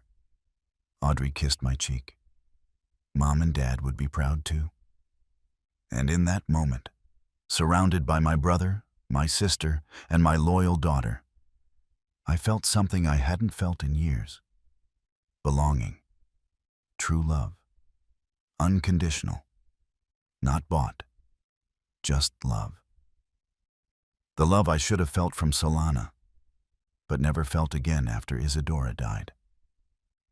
I turned around and started walking towards the car, slowly, with dignity. Sandra, Theo, Benjamin, and Audrey followed me. I heard Solana's voice behind me. Dad, wait, please." But I didn't stop. I didn't look back. Because if I looked back, I would turn into a pillar of salt. I would be paralyzed. I kept walking, step by step, walking away from my daughter, walking away from 3 years of pain, walking away from the humiliation. And for the first time in 5 years, since Isadora died, I didn't feel pain. I didn't feel guilt. I didn't feel emptiness. I felt peace. A profound peace. Calm. The peace of someone who finally broke free. Of someone who finally said, "Enough," and followed through. The days after were strangely silent. Solana didn't call again. There were no more desperate voicemails, no apologies, only silence. A heavy silence that filled my house, but that no longer suffocated me. Sandra told me what was happening. Brandon broke off the engagement 3 days after the disaster.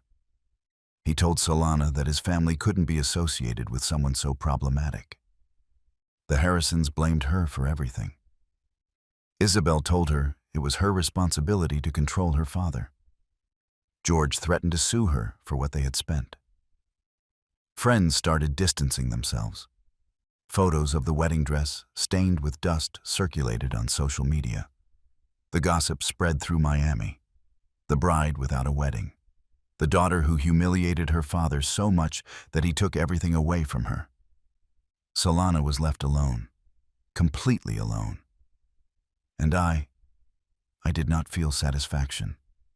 I only felt a deep sadness, because that loneliness could have been avoided. If she had chosen love over pride, if she had chosen her father over appearances. A week after everything, Sandra arrived home with suitcases, many suitcases. I looked at her confused. "What are you doing, honey?" She smiled. That sweet smile that looks so much like Isadora's. "I'm moving in with you, Dad. I gave up my apartment. I don't want to live alone anymore. And you shouldn't either." Tears came on their own. I couldn't stop them. "Honey, you don't have to do that. You have your life, your job, you—" She interrupted me. She hugged me tight. "Dad, listen to me carefully. I'm not going to leave you alone ever again. Never. Mom asked me to before she died. She made me promise that I would take care of you. And I failed. I let Solana hurt you while I lived my life. But that's over. We are together, you and I, as it should have been, all along." I cried on her shoulder. I cried with gratitude, with love, with relief. Because I understood that I hadn't lost everything. That I still had a daughter, the best one, the one who was always there, the one who never abandoned me. Benjamin started visiting me every Sunday. He arrived at 9 o'clock in the morning with fresh bread and coffee. We had breakfast in the yard. We talked about everything. Our childhood, our parents, Isadora, life. Sometimes we didn't talk at all. We just sat in comfortable silence, the silence of siblings who understand each other without words. Audrey called me every 2 days. She invited me to the conservatory concerts. I went. I sat in the front row. I watched her conduct with that passion she always had. And afterwards we went out to dinner. Her, Benjamin, Sandra, and me. A family. Not perfect, but real. The family that was always there. The one that didn't judge me. The one that didn't use me. The one that loved me simply because I was me, and I understood something important. Family is not always the one you are born with. Sometimes it is the one that chooses to stay when everything falls apart. 2 months after the incident, I went to the bank to check my accounts. Theo had managed to get several vendors to return the deposits. Not all of it, but a significant portion. In addition, I had canceled loans that I wouldn't have to pay. I added everything up. And I realized that I had money. Not a lot, but enough. Enough to live with dignity. Enough to recover something I thought I had lost forever. I went to see the owner of the land I had sold. Isadora's and my land. I asked him if he still had it. "Yes, Mr. Beardsley. I haven't been able to sell it." "Why?" I told him I wanted to buy it back. He looked at me surprised. "Are you sure? The price went up a bit." "It doesn't matter. I want it back." We signed the papers that same week. When I had the deeds in my hands, I went straight to the cemetery. I needed to tell Isadora.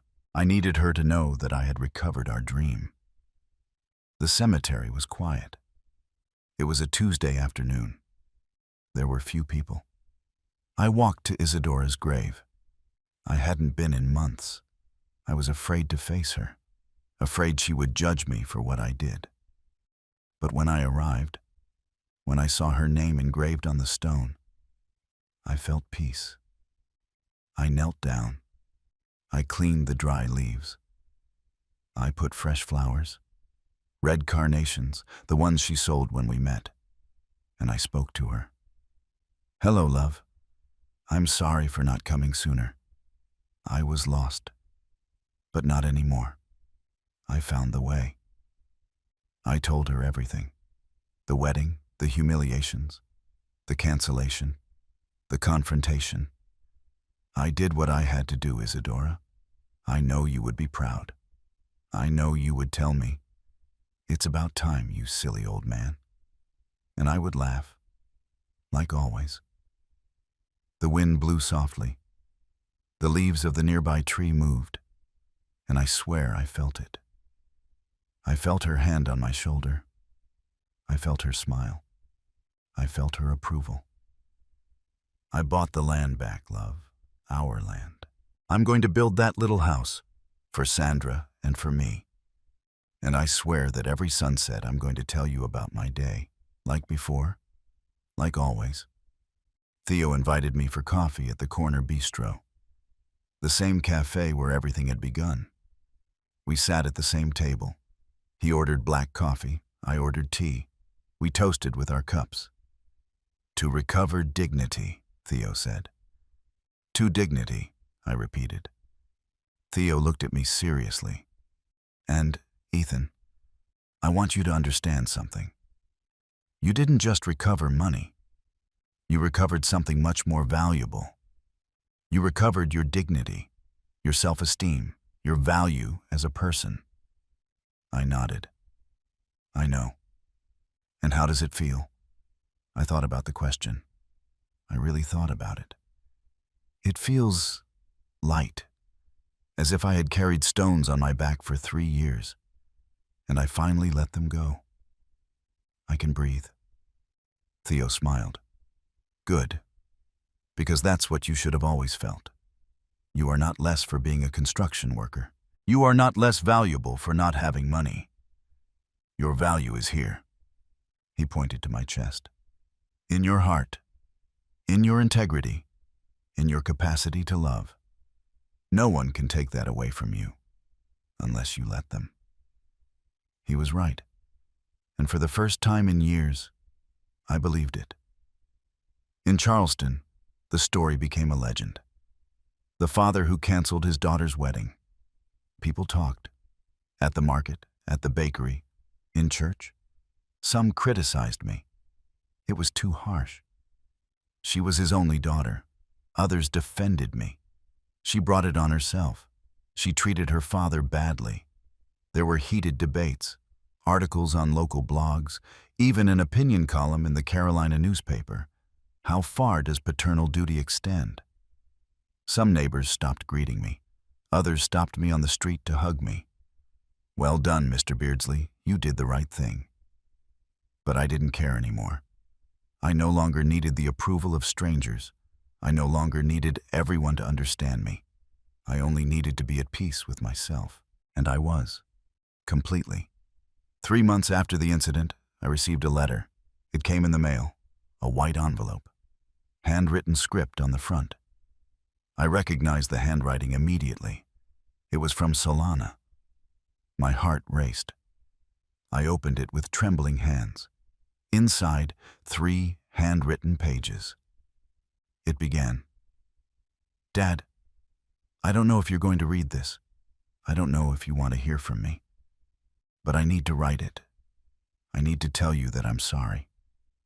That I was wrong. That I was cruel, unfair, horrible to you. It continued. I lost everything. The wedding, Brandon, my friends, my reputation. But the worst thing I lost was you. And only now do I understand what that means. The letter ended. I'm not asking you to forgive me now. I only ask that someday,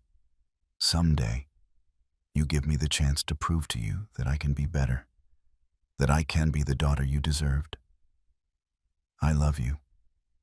I always loved you, even if I didn't show it. Your daughter, Solana. I read the letter 3 times. I cried. I put it in the drawer, next to the letter I had written and never sent. But I didn't reply. Not yet. Sandra found me looking at the letter. Is it from her? I nodded. What does it say? That she's sorry. That she wants to fix things. Sandra sat next to me. Are you going to forgive her, Dad? I sighed. Long, deep. Someday, honey, someday. When she understands that asking for forgiveness isn't enough. That she has to show it. With actions. With time. With effort. I looked at Sandra. Forgiving is easy. Forgetting is impossible. Rebuilding trust. That takes years, and I don't know if I have those years. I don't know if I want to invest them." Sandra nodded. "Whatever you decide, Dad. I support you." I took her hand. "I know, honey. I know." And I put the letter away. Because maybe someday I would answer. Maybe someday I would open that door. But not today. Today it still hurt.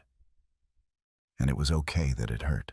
Because the pain reminds you that you are alive, that you felt, that you loved, and that you learned. I started living for real, not just existing, living. On Saturdays, I went for walks in the park with Benjamin. We watched children play, families having picnics, and we smiled. On Tuesdays, I helped Audrey at the conservatory, moving pianos, arranging chairs, and listening to music. Beautiful music that nourished my soul.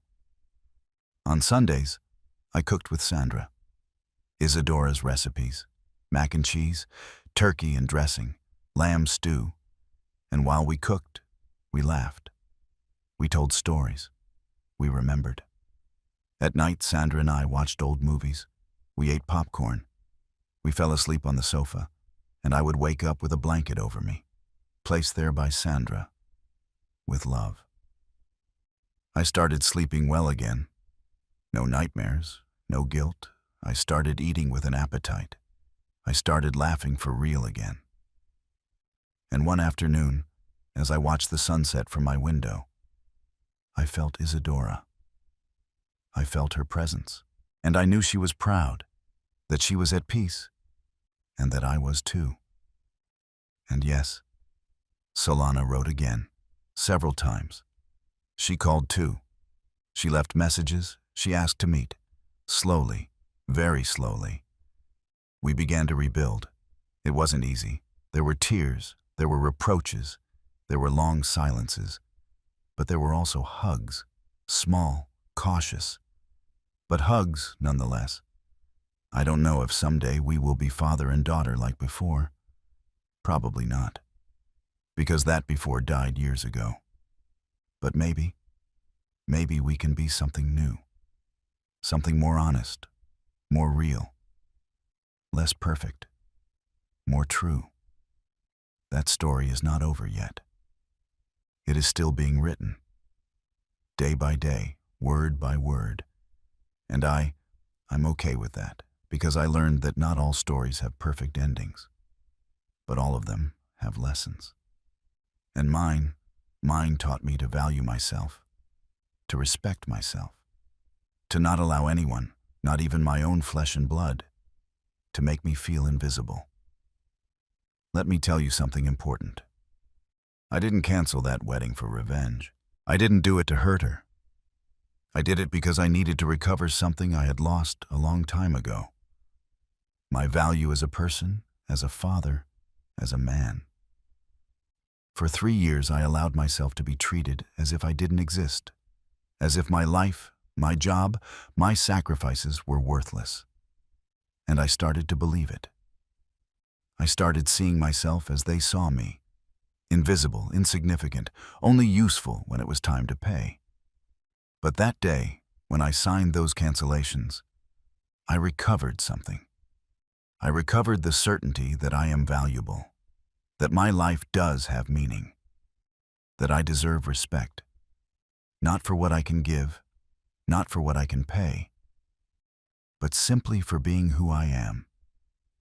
A man who worked hard his whole life, who loved deeply, who gave everything he had, and that has value. It always did. I had just forgotten it. I made a mistake as a father, a mistake that many of us make. I believed that if I gave everything, they would love me more. I believed that love was built with material sacrifices, with money, with gifts, with paying for things. But I was wrong. Love is not bought. Love is earned with presence, with time, with kind words, with mutual respect. And respect is not asked for. It is demanded. I should have set boundaries from the beginning. I should have told Solana, don't talk to me like that. I am your father. I deserve respect. But I didn't, because of fear, because of misunderstood love, because I believed that being a good father meant enduring everything. But enduring everything doesn't make you a good father. It makes you an invisible father, and children need present fathers, not invisible ones. Fathers who tell them, "I love you, but this is not okay." Fathers with a backbone, with dignity, with self-respect. Isadora taught me to love. She taught me that love is dedication, patience, understanding, and she was right. But Solana taught me something that Isadora couldn't teach me. She taught me to love myself, even if she didn't plan it that way, even if I learned it through pain, rejection, humiliation. I learned that if you don't respect yourself, no one will. I learned that you have to be your own defender, your own protector, because people will take everything you allow them to.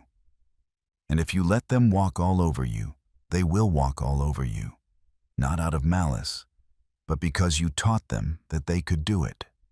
You taught them that you have no boundaries, that you are worthless. So the most important lesson I learned was this: teach the world how to treat you. And if someone doesn't treat you well, even if it is your own daughter, walk away, protect yourself, because your peace of mind is worth more than any relationship. For years I blamed myself for Isadora's death. I carried that guilt as if it were a cross. I thought, if I had gone with her, she would be alive. And Solana threw it in my face, making me believe it even more. But one day, in therapy, yes, I went to therapy after all this, the psychologist asked me, "Did you pull the trigger?" "No." "Did you plan the mugging?" "No." "Did you choose for Isadora to go out that day?" "No, she decided alone." "Then how is it your fault?" And in that moment I understood. It wasn't my fault. I wasn't the one who chose to steal. I wasn't the one who chose to kill. I wasn't the one who pulled the trigger. It was those men, those criminals.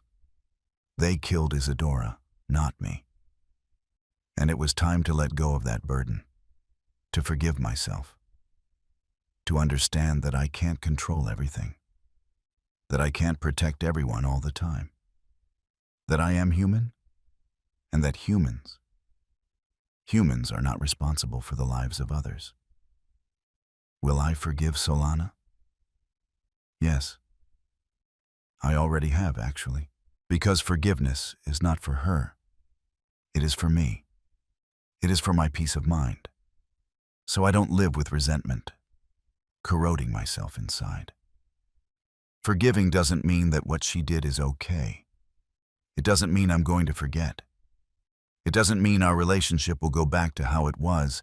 It means I let go of the poison, that I stop carrying her mistake as if it were mine. It means I accept that she is human, that she made a mistake, that she hurt me deeply, and that maybe someday she will be better, or maybe not. But I will be fine either way. Because my peace doesn't depend on her changing. My peace depends on me, on my decisions, on my ability to let go. And I have let go. But letting go is not going back. Forgiving is not forgetting. And being at peace does not mean letting them hurt you again. I learned that dignity is not shouted. It is not fought for.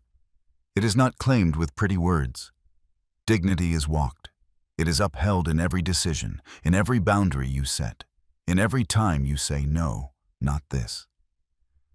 Sometimes dignity is defended with silence, with walking away, with not answering, with not participating in your own humiliation.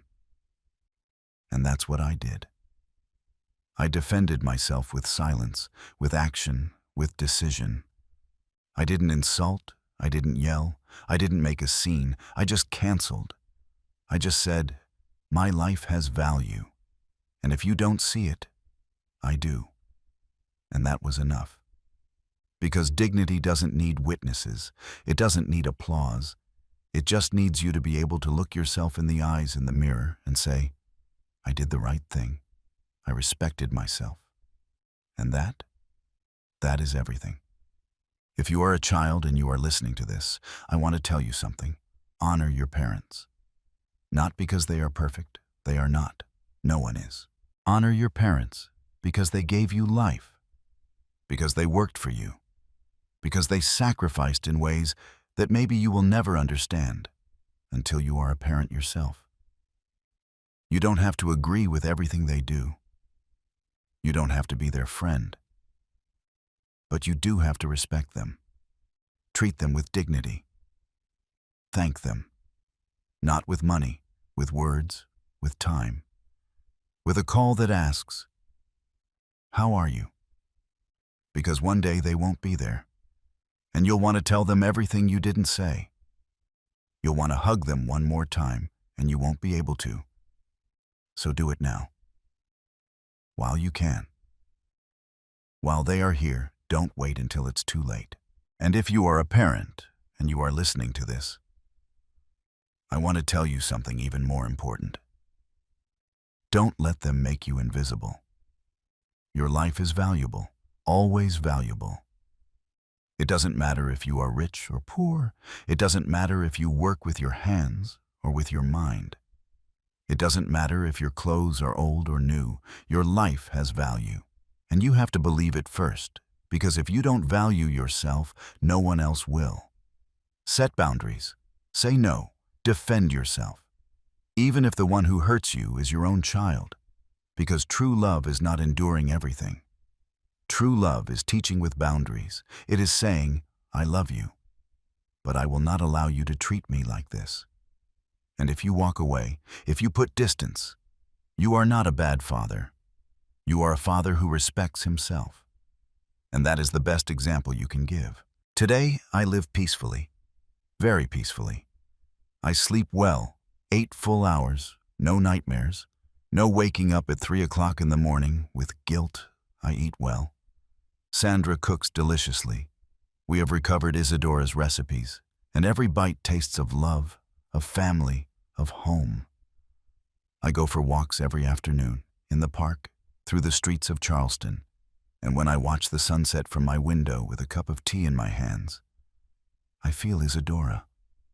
I feel her presence. I feel that she accompanies me, that she takes care of me, that she is proud of the man I became again. The man she loved, the man who was lost for a while, but who finally returned. And that feeling, that deep peace I feel now, is worth more than any wedding. It is worth more than any perfect photo. It is worth more than the approval of strangers. I don't know if I did the right thing.